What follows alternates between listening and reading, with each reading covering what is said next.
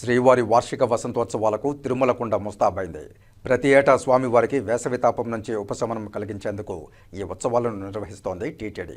వసంత ఋతువులో జరిగే ఈ వేడుక చైత్ర పూర్ణిమ రోజుకు ముగిసేలా 3 రోజుల పాటు కన్నుల పండుగగా జరగనుంది.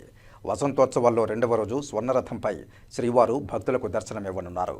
వసంతోత్సవాల కోసం శ్రీవారి ఆలయం వెనుక వైపున ఉన్న వసంత మండపాన్ని సహజమైన ప్రకృతి వాతావరణం ఉట్టిపడేలా వన్యప్రాణుల బొమ్మలు, పూలు, పండ్లతో అందంగా అలంకరించి సిద్ధం చేసింది టీటీడీ.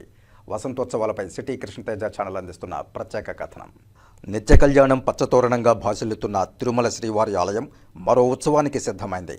గురువారం నుంచి తిరుమలలో వార్షిక వసంతోత్సవాలు ఘనంగా నిర్వహించనుంది టీటీడీ. 3 రోజుల పాటు జరిగే ఈ ఉత్సవాల కోసం శ్రీవారి ఆలయం వెనుక వైపున ఉన్న వసంత మండపాన్ని ప్రకృతి వాతావరణం తలపించేలా సర్వాంగ సుందరంగా తీర్చిదిద్దుతున్నారు టీటీడీ ఉద్యానవన సిబ్బంది. దేశ విదేశాల నుంచి తెప్పించిన వివిధ రకాల పుష్పాలతో పాటు పండ్లతో వసంత మండపాన్ని ప్రత్యేకంగా అలంకరిస్తున్నారు. వన్యప్రాణులు అక్కడే నివసిస్తున్నాయా అని ఆశ్చర్యపడేలా వన్యప్రాణుల ప్రతిమలను ఏర్పాటు చేస్తున్నారు. మొత్తం మీద సహజమైన ప్రకృతి వాతావరణం ఉట్టిపడేలా వసంత మండపాన్ని తీర్చిదిద్దుతున్నారు సిబ్బంది. ప్రతి ఏటా చైత్రశుద్ధ త్రయోదశి రోజున మొదలై చైత్ర పూర్ణిమ రోజు ముగిసేలా 3 రోజుల పాటు ఈ ఉత్సవాలను నిర్వహిస్తారు. ఈ ఉత్సవాలను 1460వ సంవత్సరంలో విజయనగర రాజైన అచ్యుతరాయలు ప్రారంభించినట్లు చారిత్రక ఆధారాలున్నాయి. వసంతోత్సవాలకు ముందు రోజైన నేటి సాయంత్రం అంకురార్పణ కార్యక్రమాన్ని శాస్త్రోక్తంగా నిర్వహించారు అర్చకులు. ఇందులో భాగంగా పుణ్యాహవచనం, స్వామివారితో పాటు ప్రకృతి దేవతలకు శాంతి పూజలు చేస్తారు. అనంతరం సంప్రోక్షణాది క్రతువులు నిర్వహించి వసంతోత్సవాలకు ఎలాంటి ఆటంకాలు రాకుండా ఉండేందుకు నవధాన్యాలతో అంకురార్పణ చేస్తారు.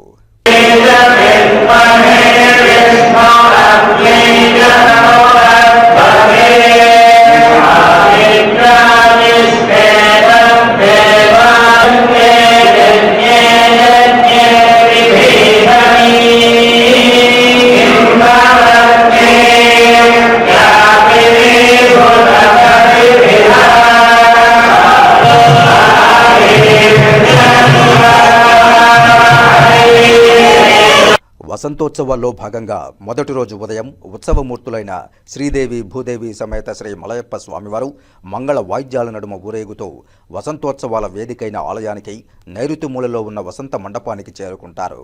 అనంతరం స్వామివారికి ఆస్థానం, సడలింపు సేవలు నిర్వహిస్తారు అర్చక స్వాములు. తదనంతరం మధ్యాహ్న సమయంలో స్నపన తిరుమంజనాది అభిషేకాలు నిర్వహిస్తారు. ఈ కార్యక్రమానంతరం సాయంత్రం మళ్లీ స్వామివారు దేవేరులతో మాడవీధుల్లో ఊరేగింపుగా బయలుదేరి ఆలయంలోకి ప్రవేశిస్తారు. ఆలయం లోపల ఉన్న భాష్యకారుల ముఖమండపంలో శ్రీవారికి ఆస్థానాన్ని ఘనంగా నిర్వహిస్తారు. మొదటి రోజు వసంతోత్సవం సందర్భంగా సాధారణంగా ఆయా సమయాల్లో నిర్వహించే ఆర్జిత సేవలైన కళ్యాణోత్సవం, ఊంజల్ సేవ, ఆర్జిత బ్రహ్మోత్సవం, సహస్ర దీపాలంకరణ సేవలను టీటీడీ రద్దు చేసింది.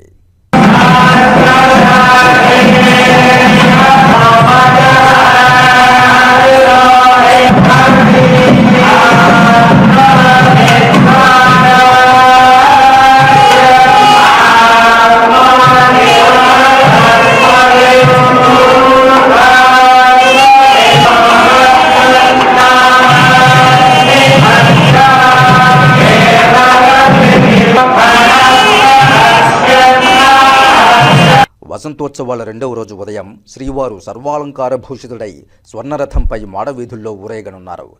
ఏడాదిలో బ్రహ్మోత్సవాలు, వైకుంఠ ఏకాదశి తరువాత వసంతోత్సవాలలోనే స్వామివారు స్వర్ణరథంపై భక్తులకు దర్శనమిస్తారు. అనంతరం మధ్యాహ్నం వసంత మండపంలో స్నపన తిరుమంజనాది అభిషేకాలు నిర్వహిస్తారు అర్చకులు. సాయంత్రం తిరిగి ఊరేగింపుగా ఆలయానికి చేరుకున్న స్వామివారికి ఆస్థానం నిర్వహిస్తారు. 2వ రోజు వసంతోత్సవాల సందర్భంగా కళ్యాణోత్సవం, ఊంజల్ సేవ, ఆర్జిత బ్రహ్మోత్సవం, సహస్ర దీపాలంకరణ సేవలను టీటీడీ రద్దు చేసింది. వసంతోత్సవాల్లో చివరి రోజైన 3వ రోజు మలయప్ప స్వామితో పాటు వేరువేరు పల్లకీల్లో రుక్మిణీ సమేత శ్రీకృష్ణ స్వామివారు, సీతారామ లక్ష్మణులను కూడా మంగళ వాయిద్యాలతో ఆలయం నుంచి వసంత మండపానికి తీసుకువస్తారు.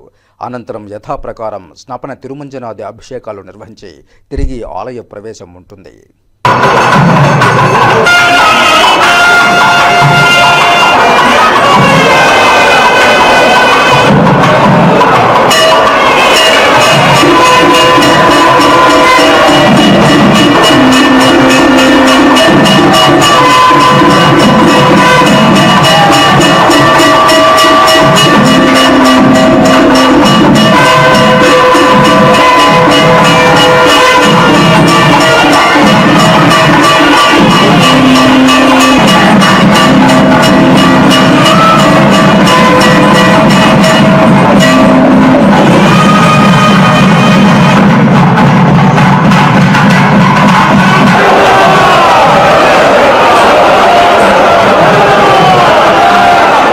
కాగా రేపటి నుంచి ప్రారంభం కానున్న వార్షిక వసంతోత్సవాలను పురస్కరించుకుని 3 రోజుల పాటు టీటీడీ పలు ఆర్జిత సేవలను రద్దు చేసింది.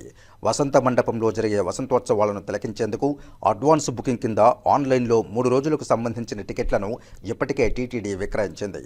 రోజుకు 150 టికెట్ల చొప్పున మొత్తం 450 టికెట్లను టీటీడీ విక్రయించింది. టికెట్లు పొందిన భక్తులను వసంత మండపంలో జరిగే వసంతోత్సవాలను తిలకించేందుకు టీటీడీ అనుమతించనుంది.